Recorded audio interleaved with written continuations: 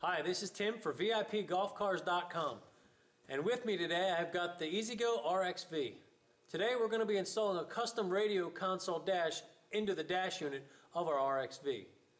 To do this we're going to need several tools. You're going to want a good set of sockets, like I have here. You're going to want a Dremel and a roto-zip, like I have here. You're going to want a drill. And just to be on the safe side, we're going to have a few screwdrivers on hand as well. The first thing we need to do to take this dash out is to take our sockets and pull the cup holder off. The stock cup holder unit is held on from the bottom with several nuts. I've gone ahead and loosened this one up, and I'm ready to just go ahead and pull it off. Once you've loosened these nuts on the back side, it pops right off. Now, as you can see, we've already added our own wiring harness in here. This wiring harness is going to allow for us to run lights, turn signals. It's going to allow for us to run our stereo. We've even got a subwoofer under the seat of this particular car. So with this wiring harness comes all the switches to run those different accessories. And they're going to be going into the new dash that we put in. And don't worry, the new dash is going to cover this entire area up. But before we can go ahead and put it in, we are going to need to modify this tray right here. Now, when I say we, I mean you. Our tray's actually been modified already, as you can see along this front edge. So we've now used our sockets, we've taken our cup holder off, and we're going to be taking our roto-zip, and we want to cut this edge off right here. The entire front lip of this tray needs to be brought down to be smooth to allow clearance for our cup holders of our new dash. Once we've roto-zipped it, we could even take the Dremel and just clean this edge up all the way across here. With that done, with our harness in place and all the wires ready to run, I'm ready to grab our dash and go ahead and put it into place. Now this is our custom dash console that we're going to be putting into place today. It's a carbon fiber unit. It has lockable storage. It's got sterling cup holders, and it's going to look really nice in this car once we get it all mounted up there. Now before I go ahead and install it, I just want to make sure and do a dry run, just to make sure everything's going to fit right as it should.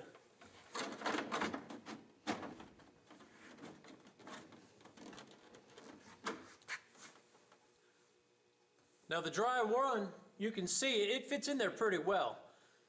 But we do have a few fit issues here at the bottom of the console and here on the underside of this speaker that we want to address. So to show you what I'm going to do, I'm going to pull this back out of here.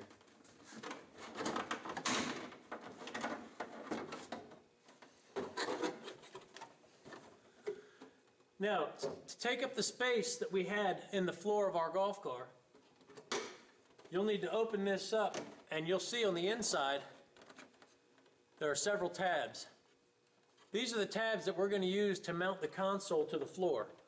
Whether we're going to do it with Christmas trees or with nuts and bolts, we just want to make sure we take all the slack out. And to do that, we're going to have to add some holes to the floor.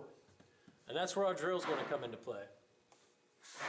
Now remember, because these holes can be drilled wherever you put them, the tighter and the better fit that you achieve is going to add to the overall look of the car. So you want to make sure you're very careful when you do this, because you don't want to end up with a really nice looking dash that's just not mounted very well at all. Now also at this point, I'd like to mention this bottom edge here. The bottom edge along both sides, the area directly under the speakers on both sides of this dash, are going to be drilled and mounted into the dash of the car. Now you'll notice the tabs on the bottom of this dash have the holes pre-drilled for you. There are no holes here yet, and you're going to be doing that yourself once you get it into a tight fit. Now with it back into place, what I'm going to do is work from this side across to the other side and then down to the console. And I want to make sure that I get it on there good and tight to really button it up for that clean finish. Now on the stock dash, you can see the top half and the bottom half. There's this plastic here. And there's a seam right in the middle. We're going to put the edge of this right into that middle of that seam.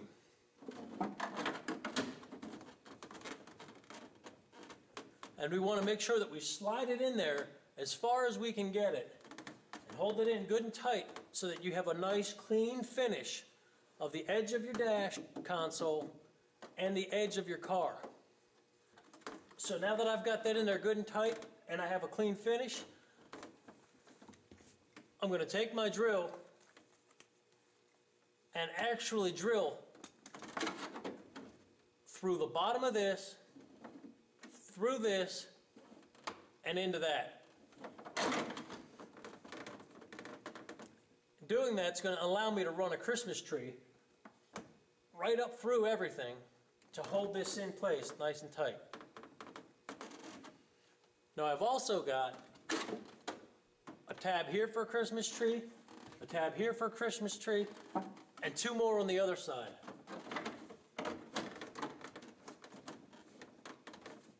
While you're holding all this tight into place, before you actually install this Christmas tree, go ahead and mark where these tabs are all the way along with a marker.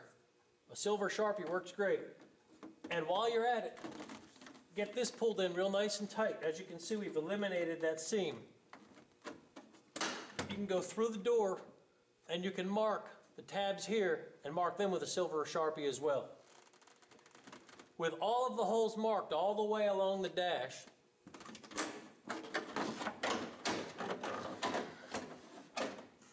pull it back out of the way, grab your drill and the bit you're going to need for your Christmas trees, find your holes that you've marked, and go ahead and drill those out. Now with all of the holes drilled out, you're ready to hard mount your dash.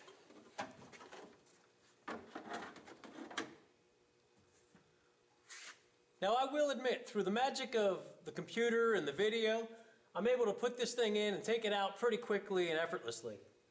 For you, it may be better if you have an extra set of hands and eyes to help you make sure you're holding everything in nice and tight and making sure you're getting it straight all the way across. Because it is possible to get it twisted a little bit and mount it that way. And you really don't want to have your dash mounted in there twisted. So, if need be, get an extra set of hands, have a friend help you hold it in place while you mark and do your drilling. But now that all the holes are drilled and everything seems to be lining up just right, you're going to be able to go ahead and get that thing hard mounted. Before I finish up, I'd just like to point out a few things about our radio console dash. As you can see, you've got your spot for your speakers and for your head unit. We've also allowed a lot of space up here for you to be able to cut and drill in case you'd like to add other switches for other types of accessories. So whether you want to really deck this thing out with LED lights underneath the bottom or even lights in the dash itself, you've got plenty of room for adding that kind of stuff. We've also added a hole right here for holding a propane tank. Now that allows you to run your heater and allows you to use your car earlier in the season and later in the season. So I got to get working on putting these speakers in and getting the stereo hooked up. But I'm going to leave you here. This has been Tim for VIPGolfCars.com. If you like, you can give us a call or check us out on the web. Thanks and have a nice day.